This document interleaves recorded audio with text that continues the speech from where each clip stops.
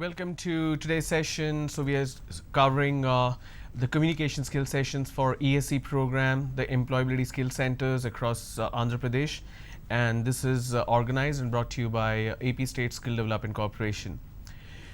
Till last week you went through the aptitude and cognitive skills, where another trainer by name Satish, he took you through a very comprehensive session on all the aspects of aptitude. And I'm going to take care of communication aspects, where the idea is to give you a holistic skilling. So in the last session we spoke about what communication is, and I spoke about the communication tree, how it's very different from what you have learned in school. Then I spoke about the essentials of effective communication, and these are the essentials of effective communication, 6 of them: assertiveness, authenticity, open-mindedness, empathy, clarity, and listening skills. I spoke in detail what each of these points mean, gave you certain examples. Now I'm going to take it forward today. Now, communication type, we often hear different types of communication. So when two or more than one person or two people are speaking face to face, that is called a verbal communication. Now, the common myth that we have is only a face-to-face communication is verbal, or it's actually called an oral communication. Anything that is written is actually deemed differently. The mistakes that people do is, if some communication is done orally, they call it a verbal communication. For example, they say that, for example, if I'm talking about some kind of memos or some kind of information, say for example you're studying in a college and somebody came and announced it in the classroom that tomorrow there is a holiday, and there is no written memo, there is nothing on the notice board. So people usually say, we were informed verbally, there is no written communication. Now that is wrong. A written communication is also a verbal communication. Verb means action, so anything that's in terms of oral communication where two people are speaking, or when there is a communication in terms of a speech, that is oral communication. When there is a communication in terms of written item or anything that is written, it could be a memo, a text message, an email, or handwritten note, or a PowerPoint presentation. Anything that is written and printed is also a verbal communication. So that's again a myth. So I want to break that. Even a written communication is called verbal communication. Then another type of communication is non-verbal. Now what do we mean by non-verbal communication? Now these are gestures, expressions, body language. Now body language is a separate area which needs a lot of expertise, which needs a lot of improvement, both in terms of the person who is displaying these gestures, expressions, and body language, or the other person who is the audience. Now your body language is also an extension of your character in terms of your nature. The way we use our hands, the way we use our expressions speaks a lot about what you are thinking and what you're trying to say. I may be saying something, but I may not mean it, but what I mean can be understood with my body language. When we go for interviews, when we go for any kind of presentation, any kind of conference, seminars, when we are speaking to one person or many people, we still judge that person not just by the way the person is speaking, but a lot is derived in terms of body language. Now the body language is a completely different ball game. You need to understand, you need to learn, and you need to be an expert in terms of displaying the right information, in terms of using the right body language. So there will be a separate session on body language only. So we'll talk in detail about that later. So please remember, communication type is of 2 types. The first one is verbal communication, where we talk about oral communication as well as written communication. So written and oral both are verbal communication. Non-verbal communication is gestures, expressions, body language. So to put it in a simple way, when you're not speaking a word, when you're not writing a word, you are just using gestures. There is no sound, there is no letters written or read. That is non-verbal. And verbal is when you hear or when you see or when you are reading something. That is verbal communication. Okay.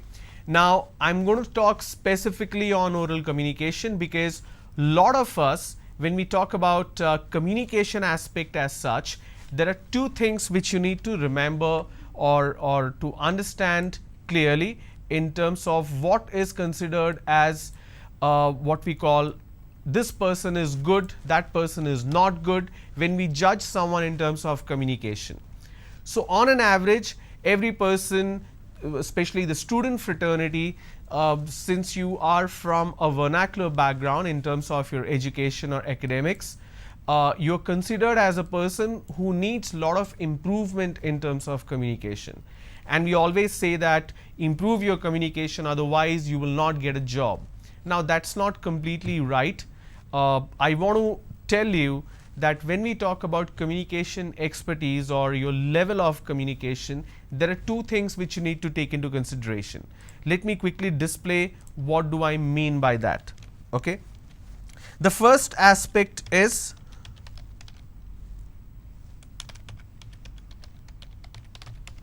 articulation. The second aspect is comprehension.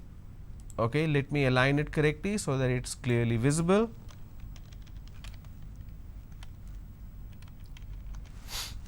Okay, so there are two aspects, articulation and comprehension. Now what do I mean by articulation?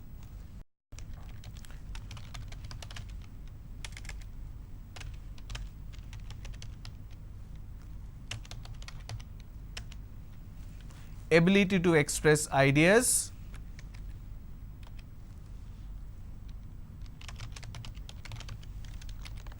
in a language. All right, that is what articulation is all about. Let me change the color so that you can make a note of it. That is what it means. Ability to express ideas in a language. Comprehension, what do we mean by comprehension? Comprehension means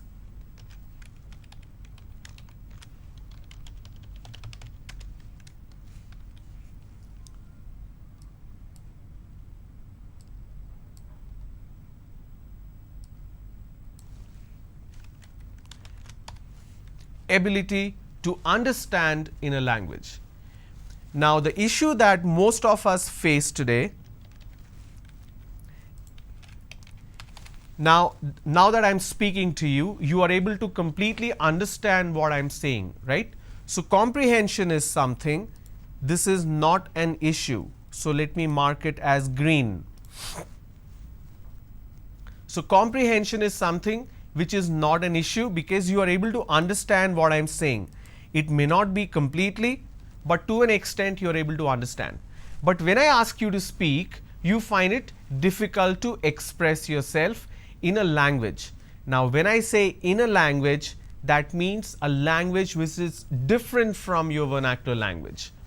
Now almost everybody who is watching this program in Andhra Pradesh, your vernacular language is Telugu, right? Now I am not good at Telugu. I cannot understand very clearly, but to an extent I can understand, but I can't speak very well. I cannot use the right words, I can't use the right grammar, and of course the pronunciation, which means my articulation is not as good as my comprehension. The same thing applies to all of you. When it comes to English language, your comprehension is better than your articulation, which means you are not able to express yourself only in English. But if I say that you can speak in Telugu, you are very quick to respond any kind of question. You are confident, you are not nervous, you have a lot of information which you can express yourself through. But when it comes to comprehension, understanding, you find it easier. But when it comes to speaking, you find it difficult. So two aspects, articulation and comprehension. Now in order to resolve this issue, you need to go through a little bit about oral communication itself. Now, when we talk about oral communication, there are 4 fundamental cornerstones or pillars that you need to understand and you need to master yourself in. So, like any other language, in English language, when we speak specifically about oral communication, it's not written communication. I'm here talking about oral communication only. There are 4 fundamental pillars. What are these pillars? The first one is pronunciation. Make a note of these. The second one is grammar. The third one is vocabulary. And the fourth one is fluency. So it's PGVF: pronunciation, grammar, vocabulary, and fluency. These are the 4 fundamental pillars of oral communication. And we're going to talk about each one of them in detail, because my intention is to make you better in terms of your oral communication. All right, let's begin. So what do we mean by pronunciation? In order to do that, we need to understand the fundamentals of it. In order to understand the fundamentals, you need to understand the entire structure of a language. So if I look at a language as a tree, which is called a communication tree. Now this tree, if I have to segregate or if I have to break it down, first and foremost, in order to communicate, I need something called a language. Okay, let me align it correctly so that you can see it clearly.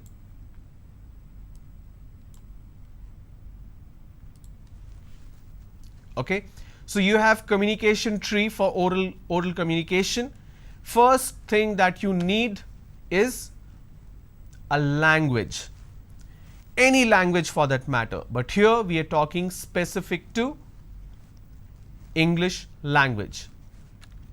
Now this language or any language can be broken into sentences. So in a language, you basically speak sentences. The sentence is broken into words. Now words will be broken into letters. That is what everybody talks about. We break the language into sentence, the sentence into words, and the words into letters. But this is where you go wrong. We are talking about oral communication. When I say oral communication, I'm speaking and you are hearing or listening, which means the words are not broken into letters, they are broken into sounds. Now, when we speak about pronunciation, we should speak about the sounds, not the letters. So, what do we mean by pronunciation with that example? Pronunciation refers to the way in which we make the sound of words. It also means creating correct sounds using the muscles of our mouth, tongue and lips, etc. There are other important aspects of pronunciation, which is word stress, sentence stress, linking, intonation. Now, what do we mean by these? Word stress, for example, emphasis on certain syllables in a word. Let me show you an example. I am going over to the next slide so that I can give you an example of word stress.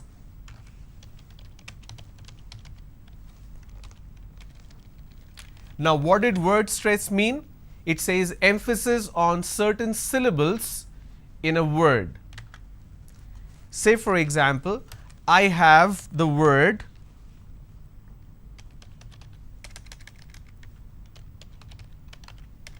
which is also my hobby, photography. Okay? If I have to break this into syllables, how many syllables do I have? Photography, which means I have 4 syllables. Okay? Now, I'm going to use another word which is related to the first word.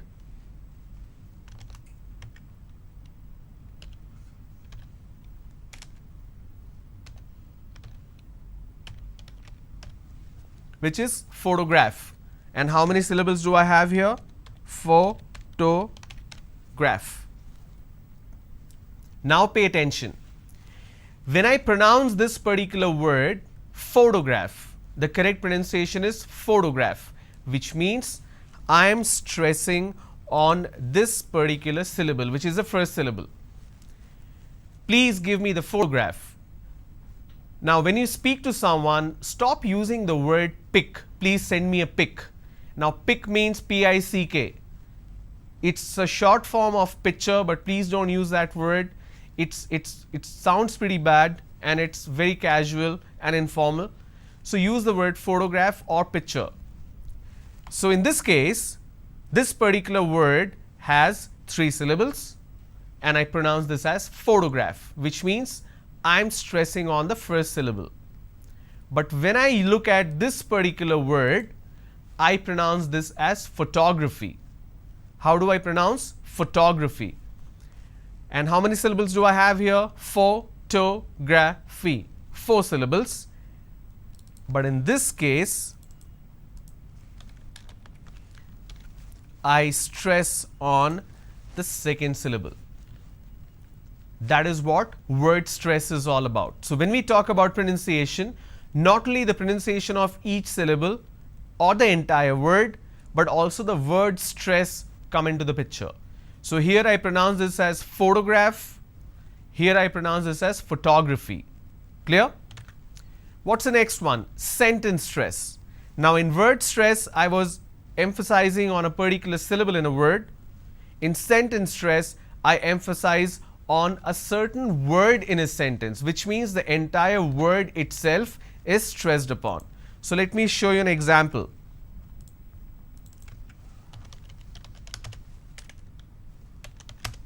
So sentence stress, I'm going to write a sentence.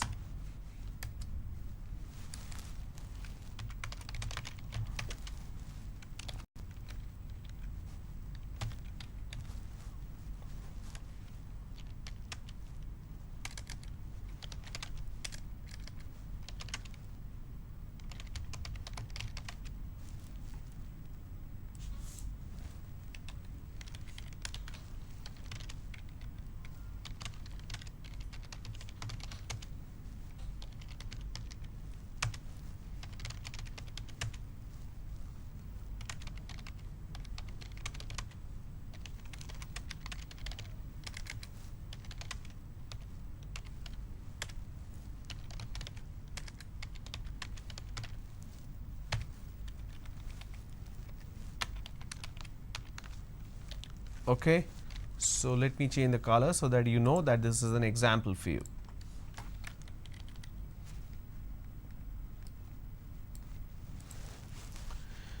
The sentence is, you cannot get an admission in the university unless you score a minimum of 90% in your entrance test. Now, which word do you think should get the stress? Because here I'm notifying someone orally. You cannot get an admission in the university unless you score a minimum of 90% in your entrance test. So unless is the word which should take the stress. So that's a sentence stress. Let me give an example where the stress will change to denote what exactly I'm trying to communicate.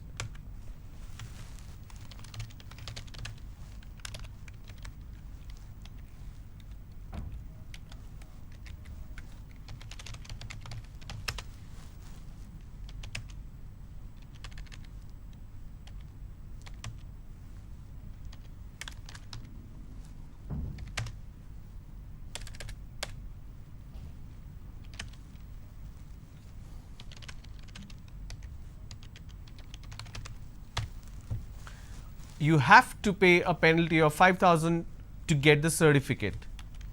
Now here I'm going to stress on have. You have to pay a penalty of 5,000 rupees to get the certificate. Now I want to write the same sentence, but I'll show you if I add another word how the meaning will change or what I'm trying to say will change.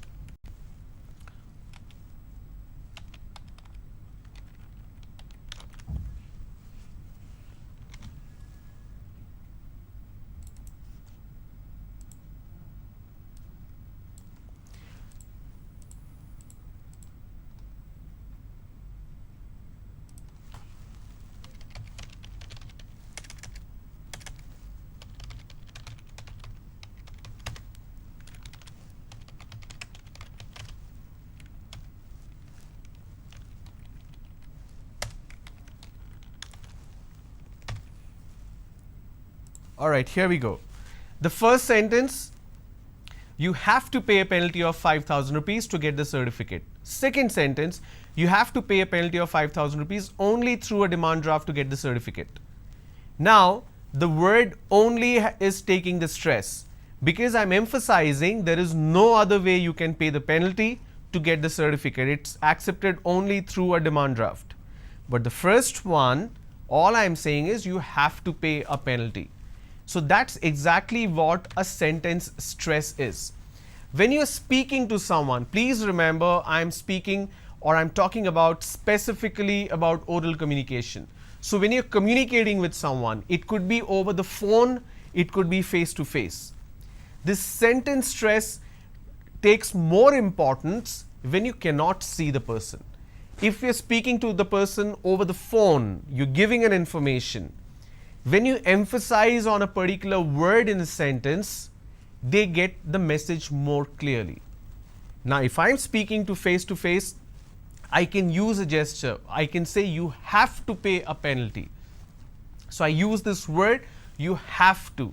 So the have and the hand coming down, it's coordinated subconsciously. So it's really underlined for you in your mind. You have to pay a penalty to get the certificate. And if I'm talking about the second sentence, I say you have to pay a penalty of 5,000 rupees only through a demand draft. So now this gesture has shifted from have to only. So when I'm speaking face to face, it's easier to understand because other person can see me. But when I'm speaking to the person on the phone, they can't see this gesture, right? Now this gesture is coming very naturally to me. Even when you're speaking on the phone, we use our hands. We don't sit like a robot and speak. But the other person cannot see. So that's where your intonation comes into the picture. The fourth point which you see on the particular slide is intonation. Now what do we mean by intonation? Intonation is the rise and fall of our voice as we speak. Now this rise and fall is very important, but before that the point is there as linking, joining certain words together. So let me explain what do we mean by linking, and then I will explain in detail what do we mean by intonation. Alright. So let me take the same slide. I want to quickly show you the example of linking here.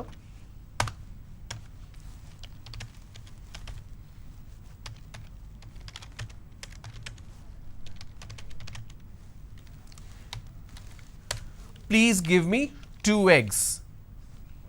Now when I pronounce this, I can combine. Now in order to understand what do I mean by this, you need to get a little knowledge on let me quickly explain what do I mean by this. You need to get a quick knowledge on vowel sounds. So when I say two, I am using the sound oo. When I am saying eggs, I am using the sound a. So two egg. So this is this word is ending with a vowel sound. This word is starting with a vowel sound.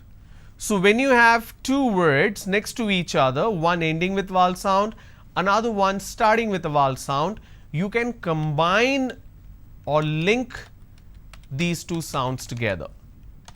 Okay. For example, if I have the word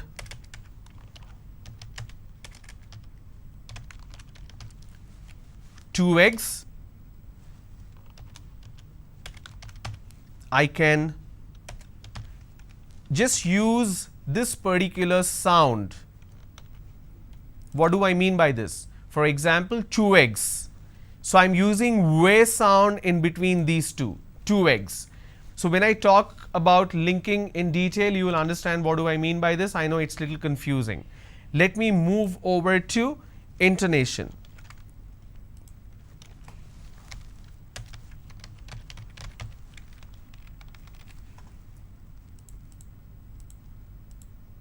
Now intonation, as it reads here, it says the rise and fall of a voice as we speak. Now there is correct intonation, there is incorrect intonation. Let me quickly explain what do I mean by that. if I'm asking a question, for example,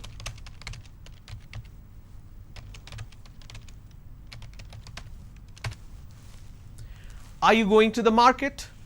Are you going to the market? So when I say, are you going to the market, there is a rising tone. Now, what do I mean by rising tone? Let me quickly display. This particular word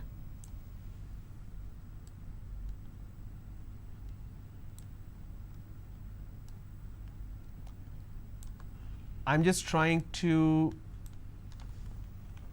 make it easier for you.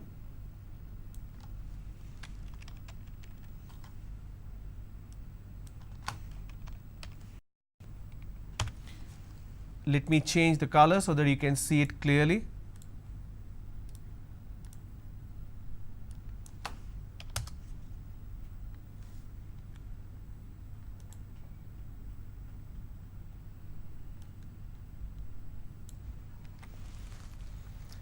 So this particular word, the last word in the question, are you going to the market?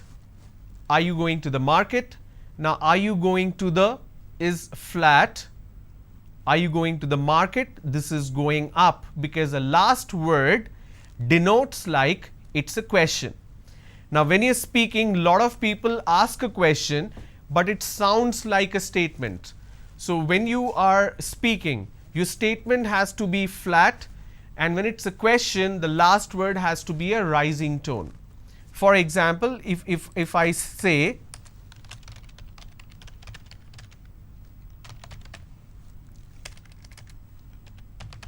I'm going to the market. So here, let me add the line for you so that you can understand what do I mean by this.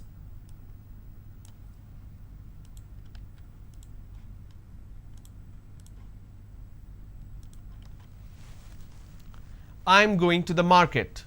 Now, this is a statement and it's a flat intonation.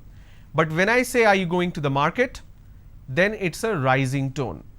Now, mistakes that a lot of people do in terms of intonation is specific to making a mistake in terms of rising and dropping tones, where you can get confused. Is it a question or a statement?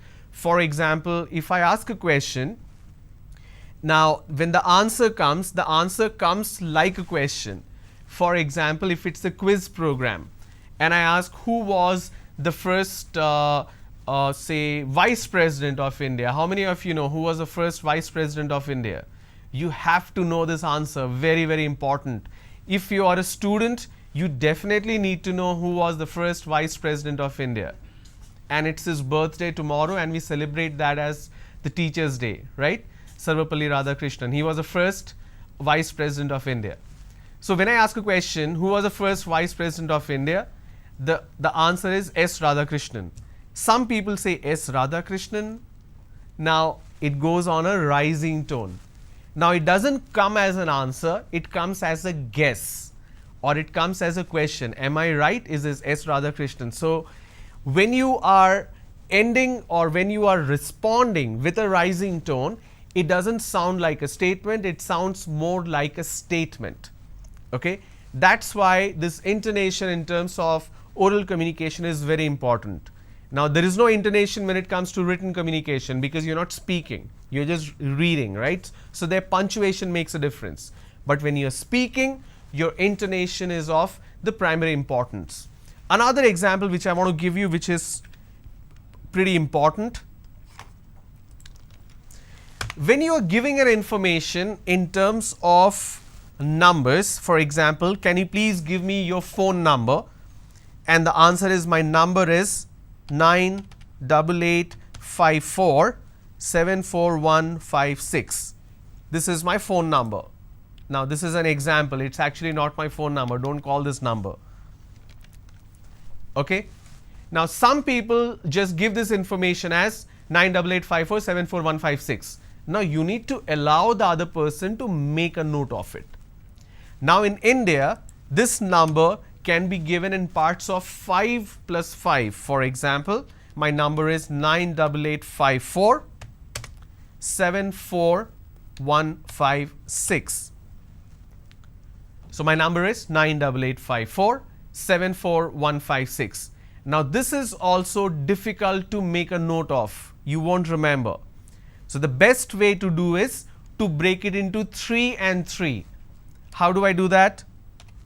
My number is 988 547 4156. Okay. This is a better way to give the number because it's easier to understand and keep a track of. So instead of breaking 5 plus 5, I've broken into 3 plus 3 plus 4. My number is 988 547 4156. Now this is also a part of intonation. For example, if I'm giving a bank account number, okay, I'm just typing random numbers. When you have such a long string of information, the better way to give that number is in terms of pairs, in terms of twos. My bank account number is 45745828624523146332. Now don't again break it into 6, 3 and 2. You can just combine the last 3 if you have an odd number there. So this is also an important element in terms of intonation. When you're giving the information, you break it down so that your listeners can understand it clearly. Now one point to be noted here. When I'm giving this series, now let me reduce this, let's keep it this way. When I'm giving this series, the first method or the first intonation I'm using is, let me reduce this so that I can have a smaller example. And the number, so I'm giving this information. The series, the number is 624523146332. Now pay attention. How did I say 632? Let's repeat again. 624523146332. For every 2 digit, the second digit, my tone is going up. Pay attention. 624523146332. The moment I drop my tone, that means it's the end of the series. This is a very important aspect of intonation. Now imagine if I'm not dropping this tone, it will sound like as if it's going to continue. 624523146332. Now 2, the moment I say 2 on a rising tone, it means I'm expecting, or my audience is expecting one more number. But the way I say 14632, the moment I say 2, it's dropping, that means it's end of the series. Another mistake that people do is they drop it way too low and you can't hear. And they say 624523146332. Now the 2 is so low, they always ask, I'm sorry, what is the last number again? That's why it's important the last unit of your string should be louder, but a drop tone. So it will be 624523146332. My volume went up, but my tone, my intonation is flat. Now these are the finer aspects of a very good oral communication. No matter if you're speaking to the person face to face or over the phone, they can understand you very clearly. And in order to be heard or in order to be comprehended very clearly, your pronunciation has to be absolutely perfect. So as a part of the first pillar of communication, I'm going to speak in detail about the pronunciation aspects for English language. Okay? Thank you for tuning in today. Please post your questions, whatever doubts you have in terms of pronunciation. If you're watching this on YouTube, please post your questions on the comment section. If you're watching it on MANATV, please go back to MANATV, the channel on YouTube Amravati channel. So please post your questions. I will take a look at it and I will provide you with the answer. So we'll continue with the same session tomorrow, where I'll focus on pronunciation. Thanks for tuning in. Have a good day. Bye-bye.